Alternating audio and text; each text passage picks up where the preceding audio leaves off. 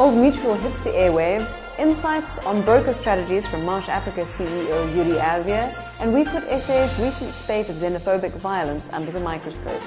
I'm Sarah Bassett, and thank you for tuning in to RISKSA TV News.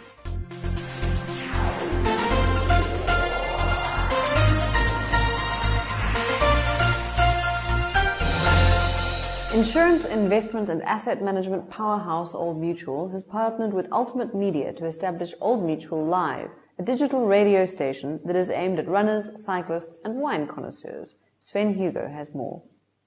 When you mention Old Mutual and running, cycling and wine in the same breath, it's a bit like Bakkies Botha promoting modern dancing or President Zuma peddling long-term insurance.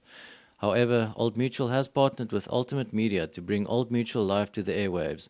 Old Mutual Live is a digital radio station for the growing contingency of runners, cyclists and wine lovers in the financial services industry.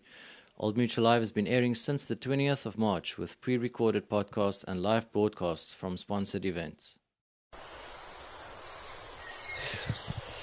Considering the firm sponsors events such as the Old Mutual Two Oceans Marathon, Joburg 2C mountain bike race, Comrades and Soweto marathons, as well as the Old Mutual Trophy Wine Show, it does, however, make sense engaging with these communities. Sven Hugo, RISKSA TV News, Cape Town.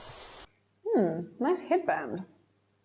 We were joined in studio earlier this week by Marsh Africa CEO Erwee, who shared his insights on broker strategies for sub-Saharan Africa, as well as current and future industry trends. He highlighted the need for brokers and risk advisors to be proactive in helping clients respond to the rapidly changing risk environment.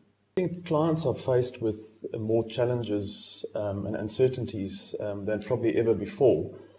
So the role of the risk advisor, the intermediary, the broker would really be to work with clients to try and anticipate, some of the challenges and to find solutions. Many of our clients, would not have had, infectious disease necessarily as high on the agenda, but the recent outbreak of Ebola in parts of Africa, again, brought to the fore new challenges, which again, risk advisors need to think about, come forward with the appropriate solutions. The recent wave of xenophobic attacks across South Africa has far-reaching implications for many of the country's business sectors. Not only are companies with business interests throughout Africa on alert for possible retribution attacks, but the tourism industry could be hit the hardest. Dominic Ace has more. On Monday, the CEO of South African Tourism, Thulani Nzima, condemned the attacks, stating that the majority of South Africans perceive and carry themselves as Africans, and that xenophobia goes against the grain of who South Africans are as people.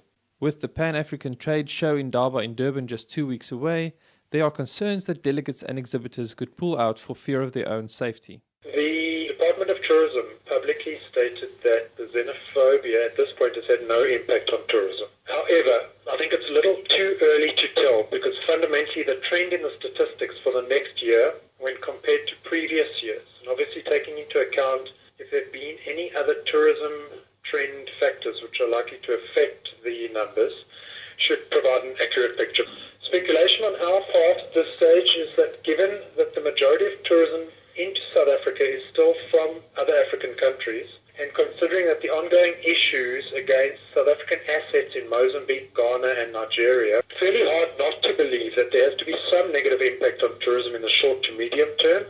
But I think it's important to note that if contained adequately and addressed properly now, decisively, as they're trying to do, I think it's likely that the industry should return to some sort of normality over time.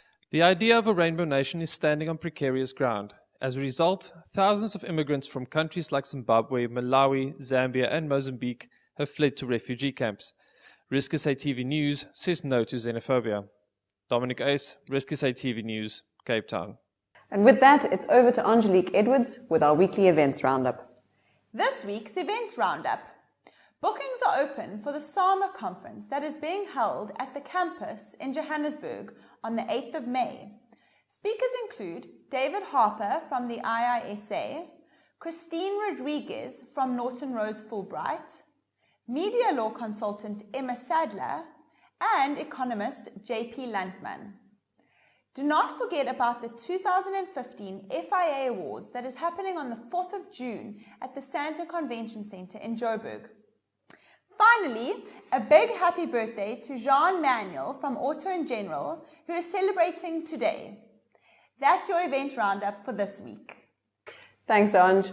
That brings us to the end of this week's edition. Click on the subscribe button to catch more of RISKSA TV news. See you again next week.